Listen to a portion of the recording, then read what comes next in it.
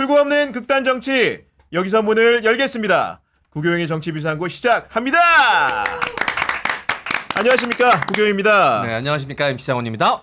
아니, 오늘 날씨가 가을이 다 됐는데도 땀이 뭐 삐질삐질 날 정도로 너무 더워요. 네. 이럴 때 혹시 좀 어떻게 극복 방법 이런 게 있습니까? 진짜 전형적인 오프닝이네요. 날씨가. 요즘 유튜브 이렇게 하면 안 됩니다. 지금 세상이 어떤 세상인데 날씨 얘기를 하십니까 지금? 아니, 무슨 얘기 해야 됩니까, 시장원님? 빠르게 본론으로 들어가야 됩니다 지금. 아, 그래요? 알겠습니다. 큰 네. 이슈들이 많습니다. 저희가 지금 방송 시작되기 전에도 우리가 의원님 계속 꼬시고 있었잖아요. 깃발을 드셔라. 지금 깃발을 누군가가 놓쳤다 지금 들려다가 지금 이 깃발을 누군가가 다시 들어야 된다. 그러니까요. 우리 김영남 네. 의원님이 들어주십시오. 깃발이 저한테 없어요. 진짜로 없어요. 이때 허위 깃발이라도 들어야 돼요. 아니, 허위로 들면 절대 안 됩니다. 그거는. 네. 아, 오늘 아닌 게 아니라 국회에서도 정치 분야 대정부 질문이 진행 중입니다. 목요일까지 외교 통일 안보, 경제, 교육, 사회, 문화 순서로 나흘간 질의가 이어질 예정인데요. 추석을 앞두고 여야가 과연 협치에 성공할 수 있을지 주목이 많이 됩니다. 월요일 관련 현안 함께 논의할 분들 소개해드리도록 하겠습니다. 먼저 개혁신당 김용남 전 의원 나오셨습니다. 네, 안녕하세요. 아니, 요즘 주변에서 김건희 여사님하고 이제 텔레그램을 주고받은 사람을 안다라는 복수의 증언들이 많이 나오는데 네. 우리 의원님도 주변에 좀 이렇게 소통하시는 분들을 직접 본 적이 있습니까, 혹시? 오늘은 광고 안 해요? 지금 광고할 시간인데 왜? 초반에 지금 엉뚱한 시청자 말씀. 잡아야 됩니다. 의원님 직접 소통은 해본 적 없으십니까? 3초간 침묵. 아, 누구랑 소통을 말씀? 여사님이랑 직접 소통. 아예 한 번도 없으십니까? 없어요. 나중에 캡처본 나오면은 아예 없어요. 아니 보신 적은 없어요. 그러니까 저는 그 당시 윤석열 검사가 총각 때 그 알고 지냈고 그리고 나서 이제 결혼한다는 얘기는 들었죠. 그래서 제가 결혼식을 갔었는지 안 갔었는지는 기억이 가물가물해요. 대검 예글이나 시장에서 했어요. 네. 네. 대검 그 갔었는지 안 갔었는지 이제 갔는데 축의금만 전해주고 왔었는지 그게 기억이 가물가물한데 네. 하여튼 갔어도 신부 얼굴은 안 보고 온 것 같아요. 그러니까 축의금만 전하고 그냥 그때 뭐 주말이라 딴 일정이 있어서 왔던 것 같기도 축의금 하고. 액수가 좀 약소했던 거 아닙니까? 그때 이후에 뭐- 행보를 보면은 많이 넣으신 것 같지 않습니다. 그때 검사들끼리 뭐 뻔하죠 액수. 알겠습니다. 네, 이어서 민동기 시사평론가 나오셨습니다. 아, 요즘 얘기 들어보니까 코로나 후유증이 아직도 이제 있으시다고. 장기침을 하고 있습니다. 아, 그리고 아까도 보니까 대기실에서 기침을 좀 하시더라고요. 아, 이게 장기침이 사람마다 좀 다른데 제가 기관지가 약해요. 네. 그래서 보통 사람들이 한 일주일 갈 거면 저는 한 2달 가고 이럽니다. 아. 계속되고 있습니다. 코로나가 이제 연세가 좀 있으신 분들한테는 많이 위험하거든요. 그렇다면 이제 고위험군에 이제 들어가셨는데 조심하셔야 됩니다. 진짜 고위험군, 저기 노령분들이 보시면 노예. 아니, 그러니까 이게 젊은 분들은 괜찮은데 나이가 위로 올라갈수록 그렇죠. 위험하다고 하니까 네네. 네, 걱정돼서 드린 말씀이었습니다. 아유, 요즘은 또 이 의료 대란 때문에 아프지 않는 게 지금 제일 1원칙입니다. 제가 사실 확진되고 나서 병원 갔거든요. 저는 환자 취급을 못 받았어요. 그러니까 상대적으로 좀 젊고 네. 이 정도면 뭐 그냥 음. 대충 뭐 감기약 이렇게 해서 처방을 네. 받았거든요. 네. 그러니까 요즘 그런 분위기예요. 네. 아니, 코로나를 다들 한 번쯤 알아보셨으니까 드리는 말씀인데 정말 이제 근육통이 이렇게 심하거든요. 그렇죠. 이번에 똑같이 오신 거 아닙니까? 저는 좀 심하게 왔고요. 사람 따라 그것도 다르더라고요. 아예 증상이 없는 사람도 있어요. 제가 아마 그런 사람한테 옮지 않았을까. 아. 저요. 제가 별명이 또로나. 코로나 또로나요? 3번 걸렸거든요. 아, 진짜요? 네. 얼리 코로나였습니다, 별명이. 아. 왜냐면은 새 변이가 나오면 무조건 한 번씩은 찍먹 다 해보거든요. 얼리 어댑터. 제가 얼리 코로나였는데 이번에는 제가 안 걸렸는데 모르겠어요. 그냥 지나간 건지. 지나간 걸 수도 있습니다. 그러니까요. 어쨌든 예. 건강 이슈가 굉장히 중요합니다. 그럴수록 보험 잘 들어놓으셔야 하죠. 네, 본격적인 현안 토크 전에 광고 하나 전하고 가겠습니다. 여러분들은 보험을 어떻게 가입하셨나요? 많은 분들이 전문 설계사가 아니라 가족이나 지인 등을 통해 묻지마식으로 가입을 하셨을 텐데요. 그렇다 보니까 꼭 필요한 보장들이 포함되어 있는지, 지금 내가 보험료를 얼마나 내고 있는지, 적정한 수준인지 모르는 경우가 태반이라고 합니다. 네. 자, 오늘 이런 분들을 위해 전문 보험 점검 업체 더 착한 보험 소개해드리겠습니다. 요즘 경기가 안 좋아 보험료 나가는 것도 부담스러운 분들이 많이 계시다고 합니다. 이럴 때 보험료는 줄이고 보장은 유지하는 방법도 있다고 하니까요. 이런 분들 상담받아 보시면 좋을 것 같습니다. 예약만 하시면 전국 어디든지 무료로 방문 상담도 가능합니다. 평소 자신의 보험이 궁금하시던 분들 계시면 꼭 한번 상담 받아보시기 바랍니다. 자, 상담 예약은 대표번호 1644-1236, 1644-1236, 010-7612-3303, 010-7612-3303으로 전화 주시거나 24시간 언제든지 문자, 카톡 남겨주시면 확인 후 연락 드린다고 하니까요. 꼭 좀 연락해 보시기를 바라겠습니다. 네. 자, 요즘 이렇게 경기가 워낙 어려워서 들고 있던 보험도 또 해지하시는 분들도 많이 계시다고 해요. 근데 정말 좋은 보험은 예전에 생긴 보험들인 경우가 많거든요. 그래서 그냥 해지하지 마시고 내가 들어있는 보험도 다시 한번 점검해 보시고 조금 무리가 되더라도 유지하는 게 낫다라고 이야기 들으실 수도 있어요. 네. 그리고 또 새로 가입하는 보험 같은 경우에는 나한테 좀 더 최적화되고 더 싼 보험료 내시고 보장을 많이 받으실 수 있는 방법도 여러 개의 보험회사를 비교해 보고 가입하시면 큰 도움 되실 테니까요. 꼭 한번 이용해 보시길 네. 바라겠습니다. 더 착한 보험입니다. 그리고 저희 광고를 하나만 받지 않습니다. 2개, 3개도 가능하거든요. 하나만 하면 심심해요. 아니 맞아요. 큰 채널 가면 막 6개씩 하거든요. 그러니까요. 예. 저희 같은 경우에도 더 착한 보험 말고도 다른 보험도 광고 가능합니다. 네네. 그런 거잖아요, 그죠? 자, 우리, 저희가. 네, 예. 그럼요. 그리고 우리 패널 분들도 광고가 많아지면 본인들 멘트가 줄어들어요. 출연료는 똑같은데 광고로 시간 다 보내고 조금만 얘기하고 똑같은 출연료 받을 수 있습니다. 자, 가서 광고 영업들 좀 해오시면 알겠습니다. 다 같이 저거 네. 드리는 말씀. 자, 농담이고요. 더 착한 보험 가입 계획 있으신 분들은 꼭 한번 상담 받아보시길 바라겠습니다. 다시 한번 번호 알려드릴게요. 1644-1236 내지는 010-7612-3303입니다. 아 정말로 제가 방송을 같이 거듭할 때마다 많이 배우게 되는데 아까도 그 소개 번호를 2번씩 강조해서 말씀해 주시더라고요. 네. 저 같은 경우 그런 노하우가 없었는데 네. 앞으로 저 3번씩 읽어야겠다. 네. 이런 다짐을 좀 하게 됩니다. 네, 웬만한 이슈보다는 광고가 중요합니다. 근데 국민 생명과 직결되는 의료 대란 이런 거는 안 되죠. 아, 그렇죠, 중요하죠. 그렇죠. 네. 근데 웬만한 이슈보다는 이 광고가 중요하지. 왜냐면 그래야 저희가 또 중요한 이야기를 방송에서 시청자분들께 전해드릴 수 있으니까 자 광고가 힘이 됩니다. 많은 또 관심 부탁드리겠습니다. 네, 오늘은 이 얘기부터 좀 해보겠습니다. 윤석열 대통령과 일부 국민의힘 최고위원들 그리고 수도권 중진 의원이 어제 만찬을 가졌다고 하는데요. 보니까 한동훈 대표하고 친한계 최고위원들은 공교롭게도 그 자리에 함께하지 못한 것이라는 보도가 나왔습니다. 의원님 좀 어떻게 보셨습니까? 요새 그런 그 단어가 조금 회자가 되더라고요. 밴댕이 정치. 우리가 왜 이제 네. 그 흔히 얘기할 때 뭐 밴댕이 소갈딱지만도 못하다 뭐 이런 얘기를 하는데 네. 그 한 2가지 정도가 놀라운 거죠. 사실은 그렇게 쏙 빼놓고 맞나? 아니 그게 명색이 그 대통령과 여당 지도부의 만남이면 아니 뭐 싫든 좋든 다 구색을 갖춰서 이렇게 지도부 전체하고 만찬을 하는 게 맞지. 이렇게 쏙 골라 갖고 이제 보기 싫은 사람들 다 빼고 이렇게 만난다는 거 자체가 하나가 놀랍고, 2번째 놀라운 건 아니 비밀 유지가 어떻게 하루도 안 돼.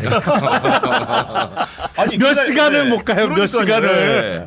요거는 어떻게 대통령실에서 직접 흘린 걸까요? 아니면 어떻게 하다 보니까 얘기가 흘러나온 걸까요? 근데 일부러 흘렸을 이유가 있을까요? 아. 만약에 어떤 당내 선거나 그런 걸 앞두고 있다면 네. 나는 정말 싫어요. 그러니까 저 사람한테 표 주지 마세요. 이런 목적으로 용산에서 네네. 흘렸을 수 있지만 네. 그런 상황은 전혀 아니잖아요. 네. 그러니까 거기를 다녀온 사람들 중에도 그렇죠. 충성도가 네. 매우 떨어지는 사람들이 꽤 있는 거예요. 아. 그러니까 몇 시간을 못 간 거잖아요, 이게. 네. 맞아요. 네. 그런 이른바 쏙딱하게 몰래 만난 게 바로바로 실시간 중계되듯이 알려지는 거로 봐서 이 사실은 객관적으로 보면 자기 편이 거의 없는 건데 네. 굳건히 믿는 것 같아. 얘네들은 내 편이겠지라고. 아. 그러니까 저도 처음에 이게 바로 조선일보가 맞아요. 네. 가장 먼저 보도를 했잖아요. 아니 이게 비공개로 만나면 이게 최소한 며칠은 유지가 돼야 될 텐데 이게 왜 이렇게 빨리 터지지 했을 때 저도 처음에 저 생각을 했거든요. 근데 시간이 지나고 나서 다른 가능성도 좀 열어두고 있습니다. 어떤 가능성입니까? 일부러 흘렸을 가능성. 그게 뭐 용산이 됐든 누가 됐든 네. 간에 그러니까 이를테면 싫잖아요. 어떤 대상이 싫어. 그게 뭐 한동훈 대표일 수도 있고. 근데 이 싫은 사람으로 하여금 배제를 시키지 않았습니까? 네. 그리고 이제 좀 친하다고 믿는 사람들끼리 모였어요. 그게 가지는 어떤 그 신호가 저는 그런 것 같아요. 네. 친하게 지내지 마. 내가 성가를 싫어해. 기대한다. 내가 싫어해. 친하게 지내지 마. 친하게 지내면 어떻게 된다는 거를 네. 일종의 언론에 좀 흘려가지고 보여주려고 했었나? 그래서 저는 그렇게 생각을 한쪽으로 해보니까 또 이제 그런 생각이 들었습니다. 아까 오기 전에 제가 구 기자한테 물어봤거든요. 뭘 물어봤어요? 아니 지나가면서 제가 그랬지 않습니까? 네. 검사들은 이렇게 정치를 할까? 검사 출신들은? 김영남 전 의원님 원래 검사들이 이렇게 정치를 합니까? 그게 일반화의 오류예요. 검사 출신이 다 똑같을 거다, 다 저럴 거다 이렇게 일반화를 하면 안 돼요. 지금 미국 대선 후보 중에 해리스 후보가 네. 그 검사 생활을 했잖아요. 맞아요. 물론 네. 이제 미국 검사는 조금 다르지. 거기는 DA라고 그래서 그런 검사는 선거로 뽑히는 맞습니다. 검사고 네. 뭐 우리처럼 임명되는 검사는 연방 검사는 아주 극히 소수만 있는 거고 대부분의 그 미국에서 검사 출신들은 다 선출되는 검사라 조금 다른 측면은 있습니다만 네. 그러니까 검사라고 다 똑같지 않아요. 네. 아니 이게 지난 8일이잖아요. 만찬을 했던 게. 어제죠, 바로 어제 밤. 바로 네. 어제입니다. 그러면 김건희 여사 공천 개입 관련 의혹이 있는 그 문자 메시지 보도가 이뤄지고 난 다음에 만찬을 한 거잖아요. 그 관련된 이야기를 뭐 나누기 위함 뭐 이런 목적은 없었을까요? 아니요. 아니, 왜냐면 그게 터지고 난 다음에 만났을 때는 그 이야기가 나올 수 있지 않을까. 왜냐면 보도- 측근들만 불렀다고 하면 충분히 나눌 수 있잖아요. 보도에 따르면 음. 의료 대란과 맞아요. 관련한 네. 그 네. 얘기를 불러가지고 했다. 근데 그건 말이 안 돼요. 제가 봤을 때. 왜냐하면 네. 의료 대란과 관련해서 당정 간에 뭔가 소통이 필요하면 당연히 대표를 불러야죠. 네. 대표를 빼고 이 얘기를 한다고요? 그건 제가 봤을 때 다른 그러니까 이유가 있다. 오늘 대통령실 설명에 따르면 어떤 거냐면 한 오후 한 늦음막할 때쯤에 네. 중진 의원의 제안으로 공간에서 만찬을 가졌다는 겁니다. 그렇죠. 쉽게 그러면서 그냥 만찬이 아니고 번개 만찬이었다. 그러면서 이제 대통령실의 설명 과정과 그리고 기자들의 취재를 통해 밝혀진 참석자들은 윤상현 의원이 아마도 중진 의원을 칭하는 것으로 보이고요. 물론 네. 그분이 제안을 한 건지는 모르겠습니다만은 그리고 추가적으로 최고위원 중에서는 맨 처음에 아침만 해도 네. 김재원 최고위원 간 게 아니냐 막 이런 의심을 많이 받았나 봐요. 근데 네, 네. 본인 스스로 기자들한테 나는 가지 않았다. 어젯밤에 형하고 밥 먹었다. 이런 얘기 하셨고 네. 나머지 결국 밝혀진 게 이뇨한 최고위원하고 김민전 최고위원이 갔다. 그리고 나머지 뭐 장동혁 그다음에 이제 그 친한계 최고위원들이 진종호 이런 분들은 일일이 기자들 전화에 나는 연락을 받지 못했다고 말했단 말입니다. 조선일보 보도보가 알았다는 얘기가 있습니다. 그러니까요. 네. 아. 아니 근데 통상적으로 최고위원들이 이렇게 대통령의 부름을 받으면 그래 같은 지도부인데 대표하고는 커뮤니케이션 하는 게 좀 약간 상식에 가깝지 않은가요? 아니 근데 네. 아니 분위기 다 알잖아요. 그러니까 다른 때 같으면 뭐 얘기가 전해졌겠지만 지금이야 뻔히 다 아는데 네.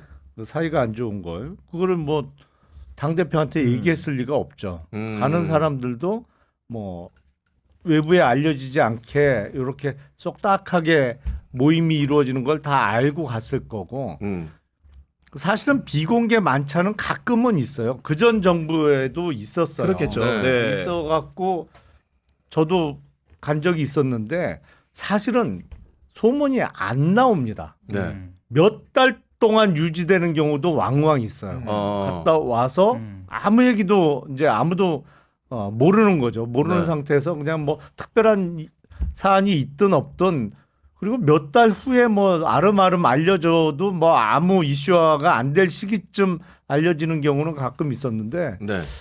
이거 알려주면 바로 기사가 이렇게 크게 날 일인데 몇 시간을 못 가는 것도 참 특이한 상황이긴 해요. 아니 말씀대로 그러니까 지난달 30일에 이미 원래 만찬을 지도부가 하기로 했다가 네. 그 2026학년도 의대 정원 유예 관련해 가지고 한동훈 대표가 대통령실과 이견을 제시하면서 그게 미뤄진 측면이 있는 거잖아요. 추석 이후로. 근데 그런 상황인데 돌발적으로 이런 만찬을 알려질 경우에는 지금 안 그래도 여야 의정 협의체를 만들어 가지고 당과 정이 머리를 맞대야 되는 상황인데 네. 알려지면 사실은 좋을 게 하나도 없는 상황으로 보이거든요, 이게.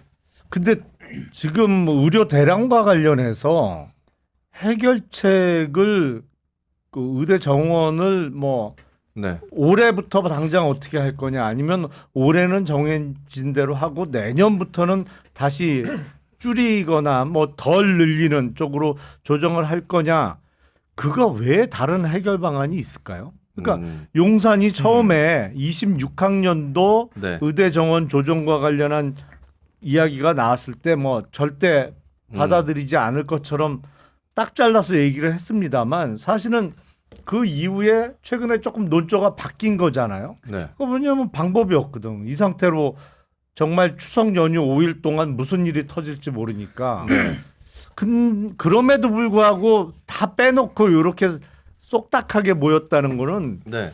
감정은 여전히 가시지 않은 것 같아요. 그러니까 이제 앙금이 가시지 않은 거 아니냐는 평가가 나오는 거고 한동훈 대표도 오늘 기자들이 만나가지고 당연히 물어봤을 거 아닙니까? 그랬더니 제가 모르는 내용이라 답변할 수 없다고 답하는 걸 보니까 이 상황이 좀 약간 안쓰러워요? 애처로워요? 왜 그래? 아니 인간적으로 얼마나 초라합니까? 나만 안 부른 거를 내가 당 대표인데. 그러니까 기자들 기사를 물어보기- 통해서 네. 접했으니. 아니 뻔한 게 패싱 당한 거 아니냐라든가 네. 추석 이후에 그런 일정이 어떻게 되냐 물어보는데 한동훈 대표 입장에서는 답할 게 없는 상황이 온 거예요. 저는 이제 뭐 패싱 그다음에 관계가 좀 진짜 악화된 거 아니냐. 네. 2단계는 건너간 것 같아요. 이미 아. 네. 이미. 이 대통령하고 지금 한동훈 대표는 이미 건널 수 없는 강을 네. 건너버렸어요. 그러니까 더 이상의 관계 개선이라든가 이런 거는 좀 네. 힘들 것 같고 네. 그래서 지금 뭐 기자들 사이에서나 요 정치권에서 도는 얘기가 네. 뭐 한동훈 대표가 여차하면 좀 결심을 해야 되는 것 아니냐 이런 얘기까지 지금 나오고 네. 있잖아요.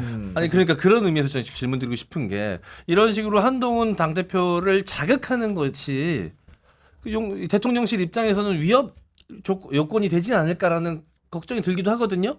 대통령실 입장에서 생각을 해본다면 어떤 행동을 할지 모르잖아요. 한동훈 당대표가. 그런데 뭐 얽혀 있는 게 여러 개. 지금- 의료대안도 그렇고 여사 공천 개입 문제도 그렇고 그때 당시에 비상대책위원장이었기 때문에 할 수 있는 이야기들이 있단 말이죠. 근데 말을 아끼고 있는 듯한 모양새예요. 이렇게 한동훈 당대표를 자극하면 무슨 말을 할지도 모른다는 불안감이 있을 수도 있는데 이렇게 자극하는 거 보면 그래봐 넌 아무 말도 못할 거야라는 믿음이 있는 겁니까? 아니면 예. 한동훈 대표가 먼저 폭탄을 던질 수 있을까요? 그건 어려울 거라고 저는 보이고 그리고 이런 상황 뭐 누가 봐도 공개적으로 이른바 딸을 당하는 것처럼 보이잖아요. 네.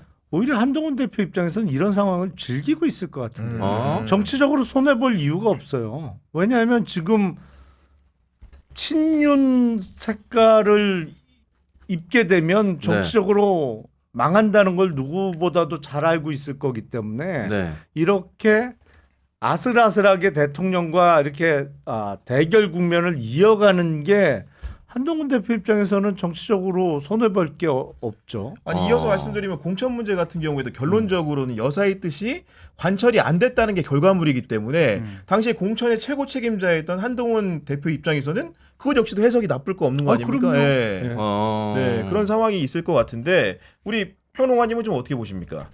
사실 장해찬 전 네. 최고가 여러 의미심장한 저는 얘기를 했다고 보거든요. 네. 그러니까 이준석 의원이 그 이른바 김건희 여사 텔레그램과 관련해 가지고 이제 얘기한 거를 많이 주목을 하잖아요. 근데 저는 지난 총선 공천과 관련해서 장해찬 전 최고위원이 한 얘기. 나를 봐라. 내가 컷오프 되지 않았냐. 그렇지. 예. 여사가 개입을 해서 공천에 개입을 했으면은 내가 컷오프 될 리가 있냐. 네. 근데 그 얘기는 뒤집어서 해석을 하면 여러 해석을 나올 수 있어요. 그때 당시 비대위원장은 한동훈 위원장이었습니다. 그렇죠. 지금 대표. 네. 근데 한동훈 그때 비대위원장하고 장해찬 전 최고는 아주 사이가 안 좋았어요. 네. 그리고 공천 논란이 있었고요. 네. 그랬을 때 그러면 김건희 여사, 그러니까 장해찬 전 최고위원의 얘기는 김건희 여사가 나를 밀었다라는 얘기도 해석이 되잖아요.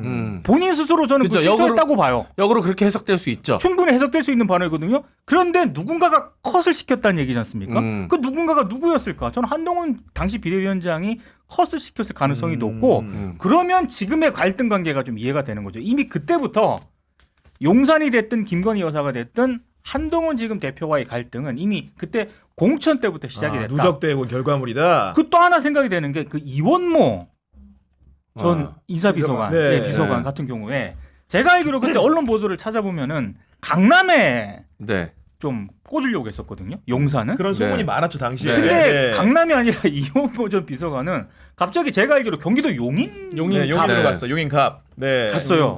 근데 거기서 컷됐어요 또. 네. 그래서 다시 용산이 또 불러들였잖아요. 그러면 그때 그것을 컷을 한 사람은 또 누구였을까? 아니 이원모 전 비서관은 공천은 됐습니다. 아, 네. 떨어졌죠. 본선에서 떨어졌죠? 네. 경선에서. 자, 그래가지고 다시 용산이 이제 불러들였잖아요. 이제 그런 어떤 강남이 아니라 용인 쪽으로 보낸 그 사람은 또 누구였을까? 이런 걸 생각을 해보면 이미 그때부터 김건희 여사가 됐든 아니면 김건희 여사가 공천 개입했다는 전제하에서 네. 김건희 여사가 됐든 용산이 됐든 한동훈 당시 비대위원장하고는 여러 부분에서 마찰이 있었을 가능성이 있구나. 저는 이렇게 정리를 하고 있습니다. 그러니까 그때 당시 한동훈 비대위원장이 사천 논란이 있었잖아요. 그렇죠. 그 사천 논란이 누군가의 의도가 담긴 공천에 대해서 반대했기 때문에 네. 사천 논란으로 표현이 된 것이다. 그렇죠. 아, 맞아요. 당시에 그러니까 이철규 의원 같은 경우에도 문제 제기를 했었죠. 공식적으로도. 네. 비례대표 1년의 공천에 대해서 그런 것들이 결국 누적대용 결과물이 이제 이번에 당대표 선거를 지나고 나서도 네. 이렇게 계속 이어져 오고 있다 이런 건데 결국은 이번에 맞붙은 것도 이제 의정 갈등이라는 주요 핵심 아젠다를 가지고 지금 붙어 있는 건데 네. 여하간 지난 주말 상황만 놓고 보면 그 대통령실하고 여당하고 뭔가 호흡이 맞는 듯한 모양새 연출한 건 사실이에요. 왜냐면 어쨌든 간에 이 문제를 2026학년도에 대해서도 대통령실이 좀 약간 다르게 얘기한 건 있지만 여하간 논의해 볼 수 있다. 의대 정원을. 이런 얘기는 한 건 사실이지 않습니까? 지금 여론에서 워낙 밀리는 거죠. 대통령실 쪽이 뭐 사실은 윤석열 대통령에 대한 여론이 워낙 안 좋다 보니까 한 발 물러설 수밖에 없는 상황이 온 거죠.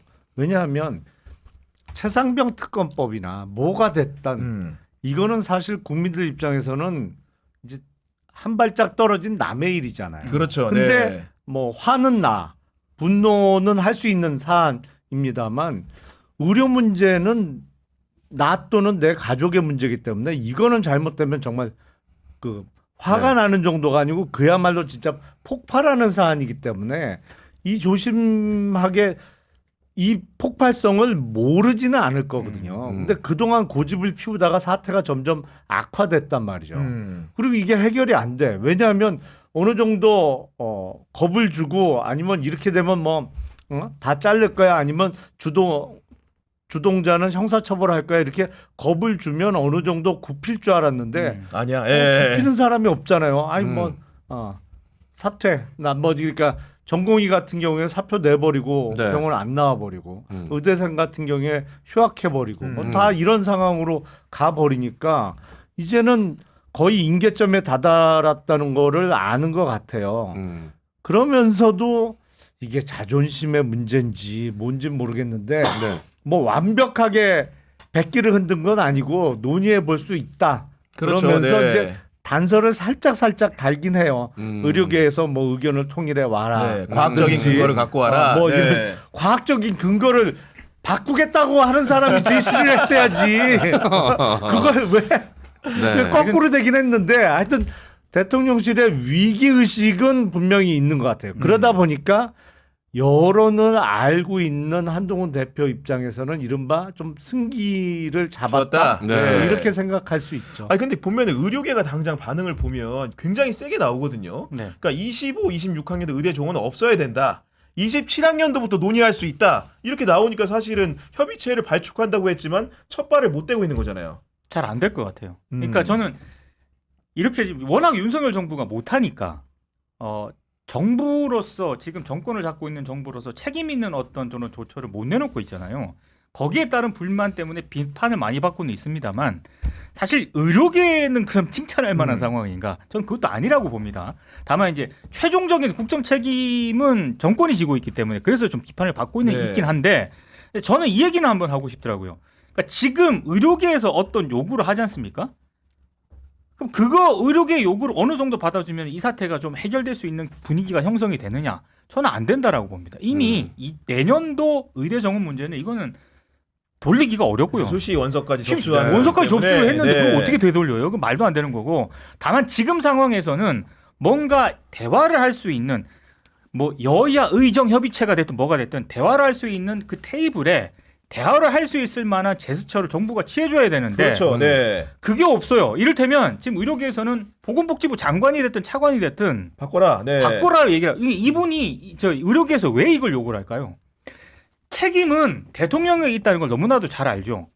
근데 대통령을 바꾸라고 할 수는 없지 않습니까? 아니, 그렇잖아요. 그렇죠. 그러니까 실무 책임을 지고 있는 장관이 됐든 차관이 됐든 이 사람을 경질시키는 모습을 보이면은 우리가 대화에 참여할 수 있다. 요렇게 저는 이제 분위기가 형성이 돼야 된다라고 보는데 이 보건복지부 장관 차관 문제를 바꾸는 문제에 있어서도 인사는 대통령의 고유 권한이다라고 손을 아예 맞아요. 그어버리거든요. 네. 그리고 오늘 그 세브란스 병원의 전공의 대표였던 그 의사랑 네. 경찰 출석했죠 이번에. 경찰 네. 출석해서 참고인 네. 조사 받았거든요. 이건 좀 아닌 것 같아요. 예, 대화를 하자고 해놓고서는 이 또 경찰 참고인이 됐든 조사를 받게 만들거든요. 네. 이러면 당사자 입장에서는 이거는 대화를 하자는 거냐 말자는 거냐 이런 생각을 충분히 가질 수 있죠. 사실 이게 그 대통령의 뜻에 의해서 시작이 됐지 않습니까? 어떤 논의도 없이 그냥 대통령의 뜻으로 시작이 됐다고 저는 느껴집니다. 예.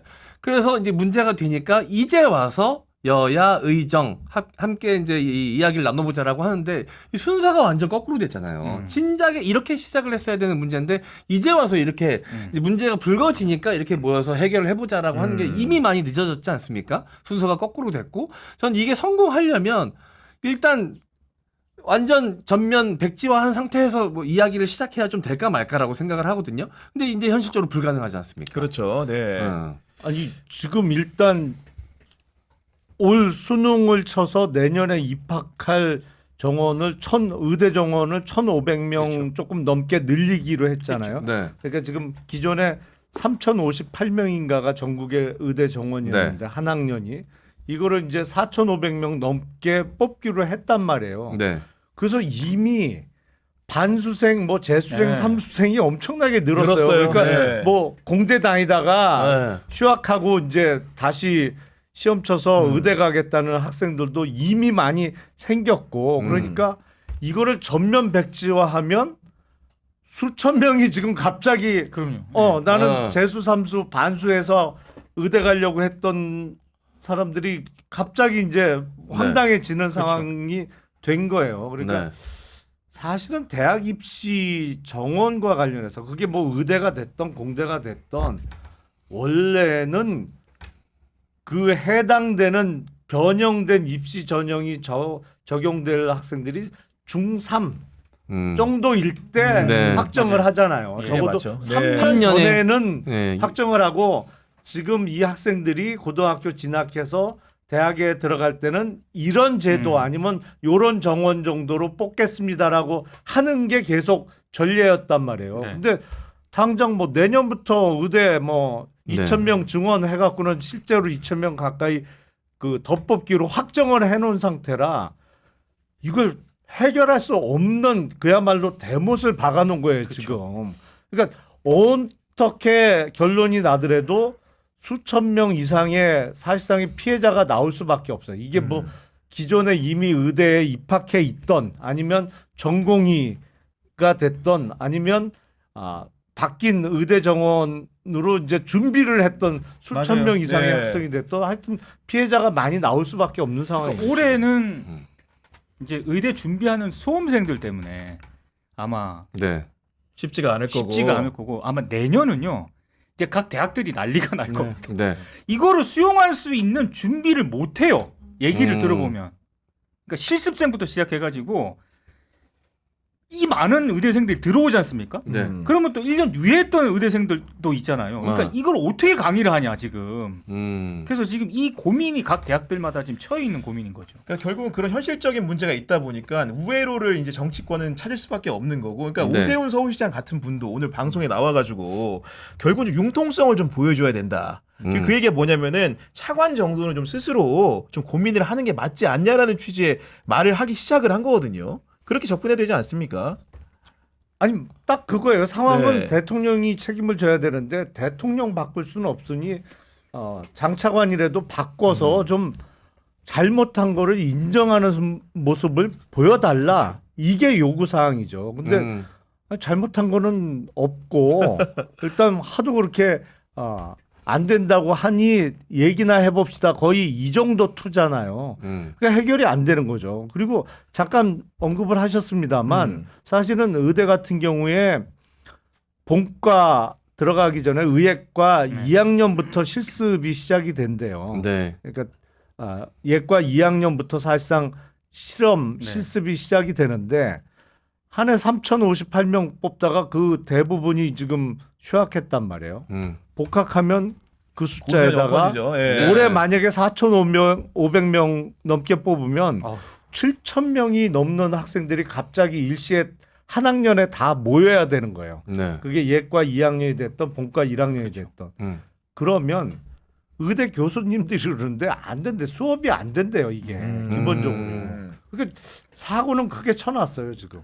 아니 그 보면은 응급실 근무를 거부한 그 군의관 상대로 해가지고 복지부가 뭐 징계해야 된다고 이렇게 검토해낸다고 했다가 그 말도 국방부랑 또 말이 안 맞아서 뒤엎었잖아요. 그리고 아니, 그러니까 예. 군의관들을 응급실에 투입하기로 했잖아요. 근데 이제 그 이후의 보도를 보면 그 군의관들한테 제대로 응급실에 근무한다는 그런 정보도 제대로 안 알린 것 같아요. 네. 정보를 제대로 안 주고. 그래서 군의관들도 왔더니 네. 제가 응급실에 투입된다고요? 이래서 놀랬구나. 다시 난 돌아가겠다라고 하는 그런 음. 혼선이 발생을 한 거예요. 그리고 이거는 이제 제가 최경영 기자 네. KBS에서 나오게 된 최경영 기자가 개인적으로 제보를 받았다라고 하는데 네. 병원에 근무하시는 의사분이시래요. 네. 근데 군의관이 응급실에 왔는데 응급실 돌아가는 운영이라고 하는 게 팀 체제로 움직인다는 거예요. 그리고 뭔가 의료 그죠? 기술 같은 게 있잖아요. 네. 기계 같은 게. 그럼 그거를 파악하고 또 이 전체적인 시스템을 파악하는 데만 최소 일주일 이상은 걸린다. 그러면 바로 온다고 하더라도 투입하기가 어렵고 네. 만약에 전공 분야가 아니다. 그러면 더 투입을 못 한다는 거예요. 그래서 제보 내용이 뭐냐? 이런 책상 하나 주고 그냥 앉아 있으라고 하고 있다. 그래서 심심하지 말라고 행정관도 보내는 건가? 비서가 비서가 일급 혼자 일급. 보내야 돼요. 예, 지금 혼자 있으면 그러니까. 심심하잖아. 자, 그러면 내가 만약에 혼자 뻘쭘한 것보다 둘이 내가 뻘쭘하게 그 됐잖아. 군의관이다. 여기 앉아가지고 뭐 하겠어?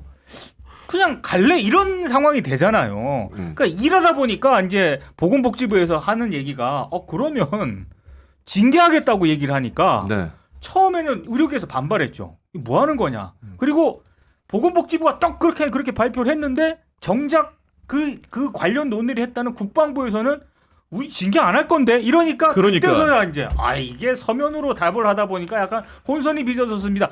이게 지금 부처 간에도 얘기가 안 맞는 거예요 지금. 이게 전면 백지와 관련해서도 계속 말이 바뀌면서 우왕좌왕했잖아요. 추경호 경제부총리의 말과 기획재정부의 말이 또 달랐고 뭐 전면 백지화했다가 전면 백지화는 아니고 뭐 영명 늘린다고 했다가 또 그 영명까지는 좀 아니지 않고 계속 말이 왔다 갔다 한단 말이죠. 아니 이렇게까지 메시지 관리가 안 되는 정부가 있습니까 도대체? 그러니까 지금 대통령실이 사실상 국정 운영의 컨트롤 타워였잖아요. 네. 과거 청와대가 항상 그런 역할을 했던 거고 그 기능 자체가 망가진 것 같아요. 그러니까 컨트롤 타워 역할을 하려면 망가진 건가요? 원래 없었던 건가요? 아니 과거의 청와대는 네. 어떤 정부든 그 멀리 역할을 보면 했었죠. 있었죠. 네. 다 했었죠. 이번 근데 정권에서는 지금 정부에서는 원래 없었으니까 초창기에 대통령실 왕창 들어갔던 사람들은 지난 총선에 이래저래 공천받고 뭐 당선도 꽤 되고 뭐 네. 상당 부분이 나왔고 그렇죠. 네. 들어간 사람들은 조금 뭐랄까 지금 이 정도 되면요 원래는 집권 3년 차까지는 각 정부 부처에 이른바 에이스들이 대통령실 파견을 갑니다. 그렇잖아요. 네네네. 그리고 나오면서 뭐 비서관으로 갔다가 나오면서 그 부처 차관으로 차관이 간다든지 되고, 뭐 네. 영전해 갖고 나오려고 다 이렇게 가요. 근데 지금은 서로 안 가려고 하는 것 같아. 이미 이게 정권 아직 중반이 안 됐음에도 불구하고 순장조 느낌인 건가요?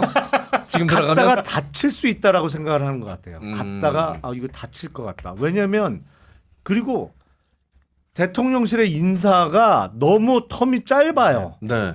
이게 뭐 어떤 자리는 중요 자리인데 6개월마다 바뀐 자리가 있어요. 그러니까 이게 텀이 너무 짧아요. 그러니까 와 있는 사람도 나 잠깐 있다가 다시 돌아갈 거야 요 생각만 하고 아니면 이 어공이라고 해서 음. 이제 어쩌다 공무원으로 들어가서 대통령 측근으로 있는 사람들은 나와서 영 이상한 얘기만 하잖아요.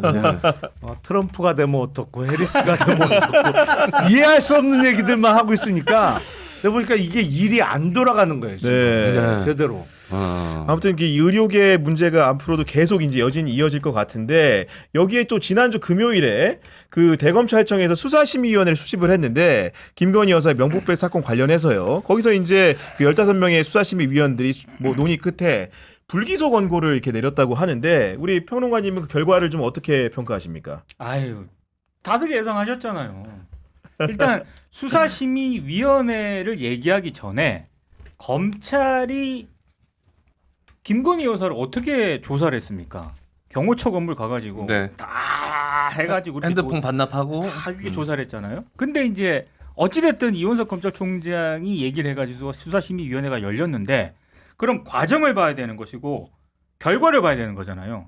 과정이 어땠어요? 일단 김건희 여사 측 입장 반영이 됐습니다. 가서 네. 그렇죠. 변호인이 왔으니까. 네. 왔으니까? 네. 검찰 측 입장 당연히 가서 얘기했죠. 그렇죠. 수사팀이 나왔으니까. 근데 내가 이 디올백 줬어이다 하는 최지영 목사는 나 가고 싶어요 해도 기자회견까지 열었는데 못 갔어요. 그래서 의견서만 제출했잖아요. 맞아요. 네. 자, 그리고 그런 문제가 하나 있었고 또 하나는 그러면 수사심의위원회에 도대체 누가 들어갔느냐 그리고 네. 어떤 논의 과정을 거쳤느냐 그리고 투표 결과라든가 이런 거 있지 않습니까?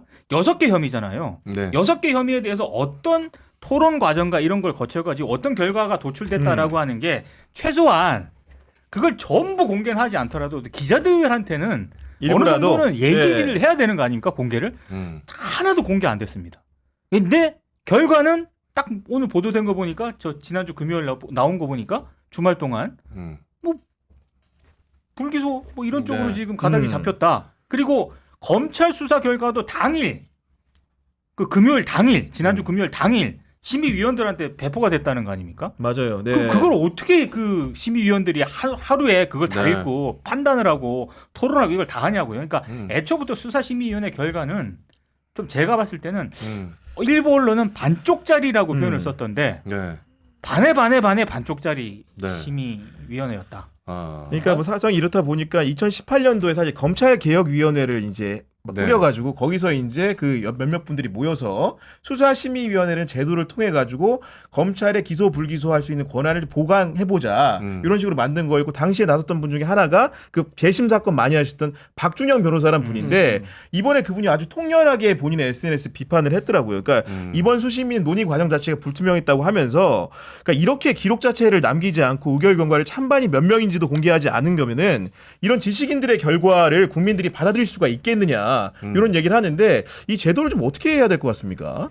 사실 수사심의위원회는 뭐 운영을 하기에 따라 조금 달라질 수는 있습니다만 지극히 요식행위이고 오히려 면죄부만 주는 네. 그 절차로 전락할 가능성이 매우 높은 제도예요. 그래서 그 불필요한 뭐 어떤 면에서는 이원석 총장이 그동안 뭐 할 것처럼 얘기는 네. 카메라 앞에서 했는데 마지막에 수사팀에서 이제 불기소 무혐의 의견으로 올라오니까 마지막으로 본인 면을 한번 세우려고 심의위원회 절차에 회부하도록 한 거라고 보일 수밖에 없어요. 그래서 사실은 외국 같은 경우에는 우리하고는 뭐 제도가 완전히 다른 경우가 많습니다만 이른바 그 대배심에서 기소 네. 여부를 그 결정하는 경우가 있죠. 네. 그러니까 그거는 배심 원단을 구성해서 이제 거기서 하는 건데 장단점은 다 있습니다.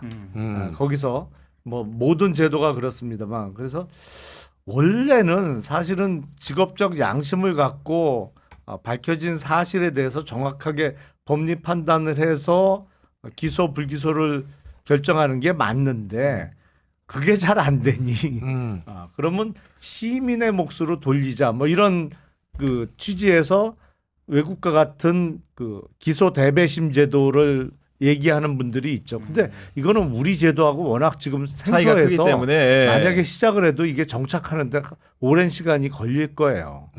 그래서 가장 확실한 방법은 아마 정권이 바뀌면 결론이 많이 바뀌겠죠. 제가 보기엔 그래요. 정권을 바꿔야 되는구나. 아니 그러니까 이원석 검찰총장도 오늘 이제 기자들하고 아침에 이제 네. 출근길에 딱 이렇게 차에 내려가지고 문답을 하지 않습니까? 그 자리에서 그러니까 김건희 여사의 현명하지 못한 처신이라는 점은 뭐 대통령과 뜻을 같이 한다는 취지의 답변을 하면서도 그게 형사처벌 대상이 되는 것은 아니다라면서 뭔가 이제 수심위의 결론을 뒤집기는 좀 어려운 태도. 말은 되게 멋있게 하셨어. 현명하지 못한 선택, 올바르지 못한 선택, 뭐 이런 선택이 뭐 다 법의 처벌을 받는 것은 아니다라고 얘기하셨어요. 근데 이제 문제는 또 이제 오늘 조간 보도 일부를 보니까 그 결국은 몇 대 몇인지를 공개하지 않으니까 여기 생기는 문제들이 많잖아요. 그리고 네. 어떤 사람들은 어떤 근거로 기소를 주장했고 어떤 사람들은 어떤 근거로 불기소를 주장했다라는 것들을 일목요연하게 자료라도 한 장 냈으면 네. 그래도 수긍하고 판단하는 국민들이 있을 것 같은데 네. 그게 없는 상황에 언론 보도를 보니까 일부 의원들은 알선 수재 혐의로 계속 수사해야 된다는 의견도 냈다는 거 아닙니까 지금? 그러니까 네. 검찰 수사가 좀 더 필요하다 이런 의견을 낸 일부 위원들이 있었다라고 하는 거예요. 네. 근데 제가 이 기사를 읽으면서 답답한 게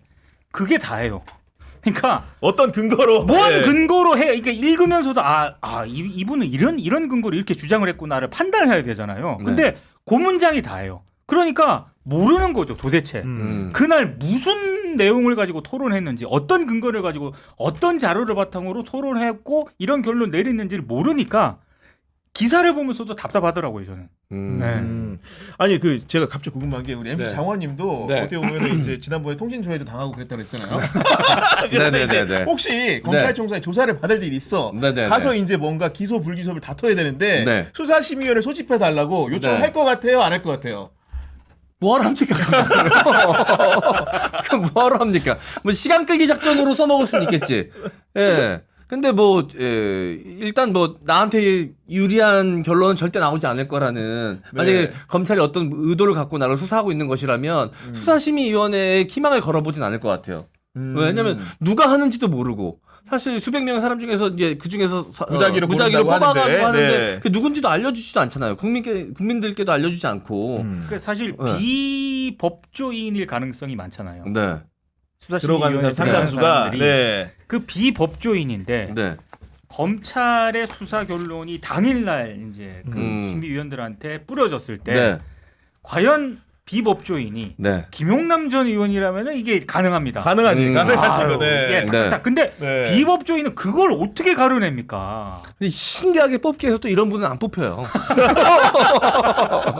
제가 들어가면 지도를 하고 나오죠. 지도. 이건 이런 거야. 그러면서. 근데 이 명품백 관련해서 가장 그 적합한 법조문은 그러니까 적용이 가장 먼저 검토해야 돼야 될 부분은 사실은 알선수재죄예요. 네. 그게 왜냐하면 사안도 들어맞는 게 받고 그리고 공무원을 통해서 이렇게 알아봐 직무에 주는 관련된, 그죠? 부분이잖아요. 그러니까 그게 그 조문대로 그야말로 알선하는 대가로 수재 재물을 받은 그 조문에 가장 뭐 적합하거든요. 근데 이제 그거는 완전히 검토를 안 하고 이게 네. 청탁금지법이 안 된다. 배우자 처벌 조항이 없다. 아. 그 얘기를 반복한 건데 그러면 오케이 청탁금지법에 배우자 처벌 조항이 없는 거는 사실인데 그러면 배우자가 명품백을 받은 걸 알고 신고 안 한 그 공직자인 배우자는 왜 그렇죠. 언급 안 하냐? 그건 또 청탁금지법에 처벌 있죠. 조항이 네. 있거든요. 그러니까 유리한 거 한 면만 딱 얘기를 하고 나머지는 일체 얘기를 안 한 게 이 수사의 가장 큰 문제인데 그 수사심의위원회에서도 그냥 그게 맞다는 식으로 결론이 난 거로 봐서 역시 사안 설명하는 검찰의 입장이 주로 반영된 것 같아요. 네. 수사심의위원회를 통해서 그 수사 내용이 부정된 사례가 있을까요? 이게 보니까 언론에서 끼는- 정리한 거 보면은 그런 네. 사례가 적지는 않더라고. 있긴 있는데 네. 근데 아마도 이제 우리가 모르고 지나는 것들이 많고 이것처럼 그러니까 뭐 이제- 어떤 네. 이해관계가 크게 얽혀 있지 않은 거에 대해서는 부담 없이 할 수 있으니까 그런 데서는 뭐 네. 엎어지는 사례도 있지만 이 정치적으로 민감한 사례에서는 사실 검찰한테 코드 맞추기로 가거나 면죄부로 갈 가능성이 너무나도 높아 보이잖아요. 구조적으로 그런 한계점을 갖고 있지 않습니까? 네. 이거는 정치적으로 민감하다는 표현보다는 정치적 사활이 걸렸다고 표현하는 게 더 적합해 보여요. 그렇죠. 아니 두 번에 걸쳐서 검찰이 이 여사님을 비호해 준 거 아닙니까?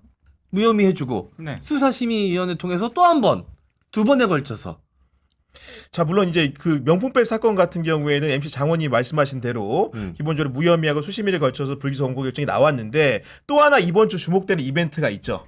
이번 주 목요일에 도이치모터스 주가 조작 사건 본건에 그 쉽게 항소심 판결 결과가 나오는데 그 결과에 따라서도 또 김건희 여사의 기소 불기소 여부를 한 번 더 따져봐야 되는 그런 상황 아닙니까, 변호관님? 그 전주 네. 손모 씨가 있지 않습니까? 그게 이제 항소심에서 네. 만약에 유죄를 선고를 받으면 검찰 입장에서는 김건희 여사도 전주기 때문에 아마 불기소하기는 어려울 거예요. 그러니까 주가 조작 방조 혐의 방조 혐의를 네. 적용했을 네, 때. 네. 자, 근데 만약에 그 목요일에 네. 그 전주 손모 씨에 대해서 무죄 판결이 나오지 않습니까? 네. 1심과 같이. 1심과 네. 같이. 그러면 검찰 입장에서는 뭐라고 할지 저는 그려지거든요. 야, 이 전주 손모 씨가 무죄인데 야, 김건희 여사를 어떻게 기소? 아, 이거 어려울 것 같아. 이렇게 결론이 날 가능성도 있어요. 근데 저는 그래서 이게 만약에 디올백 같은 경우에는 이렇게 수사심의위원회가 이제 네. 이번 주 내로 이제 자, 이게 털어주는 거잖아요. 네. 근데 목요일에 항소심 재판이 있는데 도이치모터 주가 조작과 관련해서 어제 채널 A가 이상한 보도를 하나 있더라고요. 뭐라고 했죠? 이번 추석 때 네. 그 대통령하고 김건희 여사하고 같이 추석 인사드리는 영상, 네. 그러니까 김건희 여사가 등장한다. 네. 그래서 이제 본격 여사로서의 행보에 나설 것으로 보인다. 이런 단독 보도가 있었거든요. 아. 그래서 제가 약간 의심하는 거는 아니 목요일날 도이치모터스 주가 조작 항소심이 있는데 네. 이렇게 본격 행보에 나선다고? 그러면 이게 뭐지? 아예 이 판은 다 정리됐다고 생각을 하는 건가? 이런 저 의심을 하고는 있습니다. 근데 사실은 목요일 날 그 전주인 손모 씨에 대해서 무죄가 선고가 만약에 된다 그러면 네. 이 재판의 진행 경과를 알고 있는 사람이 보기엔 되게 이상한 거예요. 아, 그런가요? 예. 왜냐하면 1심에서는 이 전주에 대해서 그 무죄가 선고가 됐어요. 네. 근데 그때는 공동 정범, 이게 맞아요. 공범이다. 네. 네. 같이 이렇게 모의를 해서 네. 주가 조작을 같이 역할 분담을 했던 사람이다라는 내용으로 기소가 됐는데 그 부분에 대해서는 공범이 아니다 이런 아니다라고 했죠. 이유로 무죄가 선고됐는데 항소심 진행 과정에서 이게 항소심 재판부에서 네. 검찰에 대해서 요구를 한 것이거든요. 네. 아니 이거 공동 정범은 아니더라도 방조범은 될 되지 수 있어. 않냐? 네. 방조범에 대해서 좀 검토를 해봐라. 네. 사실은 그냥 단순 검토라기보다는 거의 강력한 권고 수준으로 얘기를 해서 네. 네. 방조범으로 공소장이 바뀐 거란 말이에요. 네. 그래서 그거에 대해서 재판 결과가 목요일 날 나오는 건데 네. 그거는 사실은 재판 진행 과정에서 이게 방조범이다라는 어느 정도의 사인은 나왔던 것이거든요. 네. 근데 정작 선고 때는 무죄다? 네. 그러면 이 진행 과정을 알고 있는 사람이 보기엔 되게 이상한 거예요, 이게. 아니 그러면 공소장 변경 왜 하라고 검토 했습니까? 요구를 왜 예, 했어? 예. 이렇게 된 거거든. 그래서 네. 저는 글쎄 그 물론 무죄보다는 저도 그걸 보면은 당연히 네. 그 전주 손모 씨에 대해서 유죄가 나와야 된다라고 생각을 하는데 네. 어제 채널A 보도를 딱 보면서 네. 김건희 여사가 추석 인사에 대통령하고 같이 인사하는 영상이 있고 앞으로 여사로서의 행보를 본격적으로 나선다라는 보도를 딱 보면서 뭐지? 그러면 다 털었다고 생각을 하는 건가? 아직 도이치모터스 남았는데? 이 생각이 드는 거죠. 제가 보기엔 용산이 요새 감이 많이 떨어져요. 그 준비한 거는 아마 감이 떨어졌기 때문에 그랬을 것 같아요. 근데 결국은 정말로 그 목요일날 그 선고 결과에 따라서 그럼요. 사실은 검찰의 움직임도 달라질 수밖에 없고 아까 물론 이제 추석 연휴 일정을 여사가 정했다고 하지만은 여사의 처신도 굉장히 달라질 가능성이 남아 있는 것으로 보이고요. 그러니까 상황적으로는. 여태까지 네. 검찰에서는 항소심 선고를 이유로 계속 미뤘던 것이거든요. 맞아요. 네. 그러니까 도이치모터스 주가 조작 사건과 관련해서 지금 사실은 기소도 안 하고 불기소도 안 하고 몇 년을 끌고 있는 거잖아요. 영부인에 대해서는. 네. 그러면서 계속 이런저런 핑계를 대다가 최근 거의 1년 동안은 무슨 핑계를 댄 거냐? 항소심 선고 결과를 봐야 되지 않겠느냐. 이 이유로 결정을 미뤘던 건데 만약에 거기서 전주 손모 씨에 대해서 방조범으로 유죄 선고가 내려진다 그러면 더 이상 미룰 핑계가 없잖아요. 그렇죠. 네. 그때 가서 또 말 바꿔서 대법원 선고를 보자 그래. 그렇게까지는 못 미룰 것 같은데요. 김건희 여사께서 한복 사랑이 대단하신가 봐요. 어떻게든 꼭 입으셔야 되나 봐. 전에도 명절 영상으로 한번 돌아오신 적 있잖아요. 한복에 대한 사랑이 좀 네. 깊으시다. 네. 네. 네, 알겠습니다. 지금까지 다양한 정치권 현안 이야기 나누다 보니까 마칠 시간이 다 됐습니다. 오늘 왜냐면 2부 순서가 또 준비가 돼 있거든요. 네, 네. 우리 박지원 의원님 방금 전에 이제 오늘 대정부 질문 1호로 하고 아하. 지금 박지원 의원님 모시고 그럼 설명을 좀 들어봐야 해서요. 예, 오늘 MC 장관님 어떠셨습니까? 네. 전 이제 두 번째잖아요. 네. 좀 많이 편해졌는데 제가 봤을 때 기자님이 제가 좀 불편해지시는 것 같아요. 저는 점점 편해지는데 기자님은 점점 불편해지시는 것 같은 느낌. 아니 아닙니다. 제가 앞을 보는데도 여기서도 뭔가 이게 불편한 기운이 아니, 왜 저의 그러냐면 왜인가요? 왜냐면 왜 이렇게 잘하지? 아니 뭐 한 사람이라도 편하면 아니, 된 솔직히 거죠. 말하면 제가 없어도 될 것 같은 기가 지금 들어가지고 정치를 이렇게 잘 알고 있었단 말이야. 아닙니다. 아닌 걸로 알고 있었는데. 네. 저 너무 재밌게 하고 있습니다. 네. 예. 배우기도 하고 바로 이제 1시간 뒤에 또 방송이 있거든요. 거기 가서 그러니까, 네. 해야 될 말이 너무 많아가지고 지금 다 적지 못해서 큰일입니다. 제가 지난번 주에도 말씀드렸죠. 네. 자, 출처를 정확하게 해주십시오. 그럼요. 네. 알겠습니다. 지금까지 김용남 전 의원, 민동기 평론가 그리고 월요일의 짝꿍 MC 장원님과 함께했습니다. 네. 저희는 또 다음 주 월요일 날 찾아뵙도록 하겠습니다. 인사 감사합니다. 고맙습니다. 감사합니다.